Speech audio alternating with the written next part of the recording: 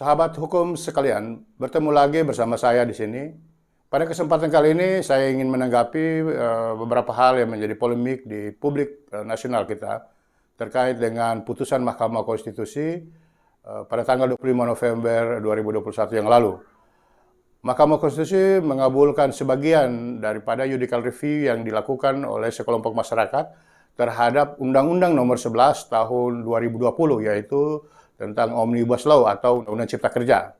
Dalam amar putusannya, MK menyatakan bahwa Undang-Undang Omnibus Law bertentangan dengan Undang-Undang Dasar. Atau juga di dalamnya menyatakan bahwa Undang-Undang ini cacat formil. Cacat formil dimaksud yaitu bertentangan dengan peraturan perundang-undangan, peraturan Undang-Undang Nomor 11 Tahun 2012 tentang pembentukan perundang-undangan di Negara Kesatuan Republik Indonesia, yang khususnya berkaitan dengan asas-asas pembentukan perundang-undangan. Lalu di sisi lain MK menyatakan bahwa ada inkonstitusional bersyarat. Inkonstitusional bersyarat dapat kami maknai bahwa MK memberikan dalam putusan berikutnya menyatakan bahwa pemerintah diberikan kesempatan 2 tahun untuk segera melakukan revisi daripada Undang-Undang Nomor 11 Tahun 2020 tentang Cipta Kerja. Nah, di dalam selama menunggu masa 2 tahun, pemerintah dilarang untuk membuat peraturan turunan dari Undang-Undang Nomor 11 Tahun 2020 ini. Implikasinya apa terhadap tata kelola pemerintahan di Negara Kesatuan Republik Indonesia?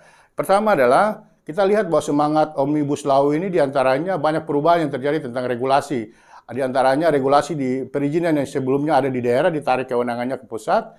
Lalu ada pembentukan kementerian lembaga, dan tentunya kementerian lembaga dan pemerintah daerah dalam penerbitan undang-undang ini sebelumnya sedang menata hubungan antara pusat dan daerah, bahkan antara kementerian lembaga terkait dengan Undang-Undang Cipta Kerja. Namun dengan putusan Mahkamah Konstitusi ini membuat semuanya menjadi stuck.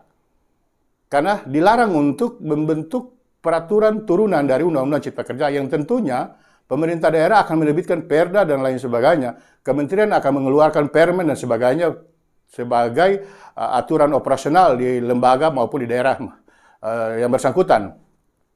Lalu implikasi hukum yang lain adalah kepastian hukum bagi pengusaha dan investor untuk menanamkan investasi maupun proses-proses yang akan dilalui oleh pengusaha-pengusaha lokal kita berkaitan dengan perizinan dan sebagainya. Nah, beberapa hal ini tentu akan mengganggu tata kelola pemerintahan kita.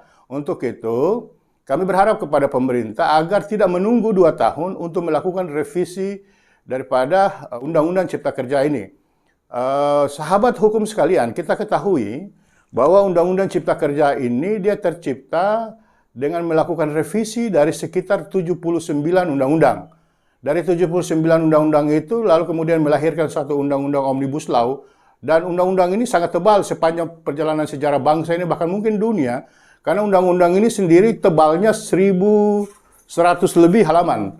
Nah, 1.100 lebih halaman yang pada saat itu dikerja hanya waktu 100 hari.